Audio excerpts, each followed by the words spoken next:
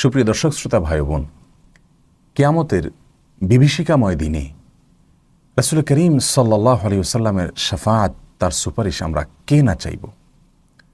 আমরা কি জানি কিয়ামতের দিন নবী আলাইহিস সালামের সুপারিশের সবচেয়ে বেশি অধিকার, সবচেয়ে বেশি হক কার হবে? কোন ব্যক্তি নবী আলাইহিস সালামের সুপারিশ সবচেয়ে বেশি পাওয়ার সম্ভাবনা থাকবে?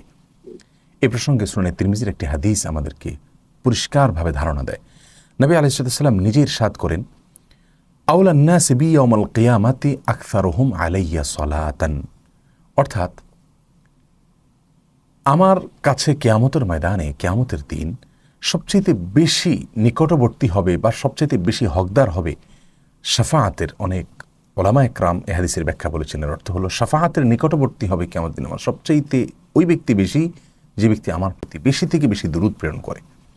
তার মানে যে ব্যক্তি রাসূল করিম সাল্লাল্লাহু আলাইহি সাল্লামের প্রতি দুরূদ প্রেরণ করবেন, উঠতে বসতে চলতে ফিরতে রাতে দিনে সর্বাবস্থায়, তাহলে সেই ব্যক্তি যে যত বেশি দুরূদ পড়বে তিনি নবী আলাইহিস সালামের সুপারিশ পাওয়ার জন্য তত বেশি হকদার হবেন।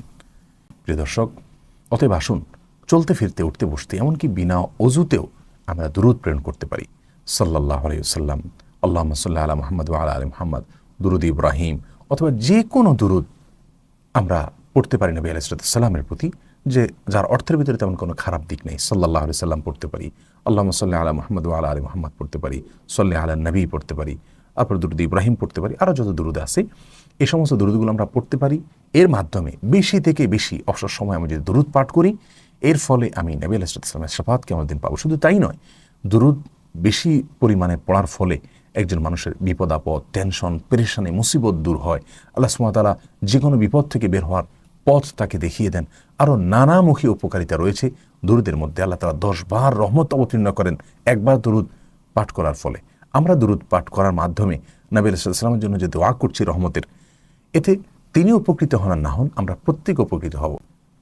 আল্লাহ তাআলা তার রাসূলের প্রতি এমনিতেই রহম করবেন, কিন্তু আমি তার রাসূলের জন্য রহমতের কামনা করে আমি নিজে সেখান থেকে বেনিফিটেড হচ্ছি, উপকৃত হচ্ছি। প্রিয় দর্শক, কিয়ামতের দিন নবী আলাইহিস সালামের শাফাআত এবং সুপারিশ সবচেয়ে বেশি আপনি যদি আশা করেন পাবেন, সে আশা আপনি যদি লালন করেন এবং পেতে যদি আপনি চান, তাহলে আপনাকে এই দুনিয়াতে বেশি থেকে বেশি দুরূদ পড়তে হবে। আল্লাহ তাআলা আমাদেরকে সেই তৌফিক দান করুন। প্রিয় দর্শক, সেই সাথে আরেকটি কাজও করতে হবে, তা হলো বেশি থেকে বেশি নবী আলাইহিস সালামের সুন্নাহকে ফলো করতে হবে। প্রত্যেকটা কাজকে সুন্নাহ মোতাবেক করতে হবে, বিদআত থেকে বেঁচে থাকতে হবে।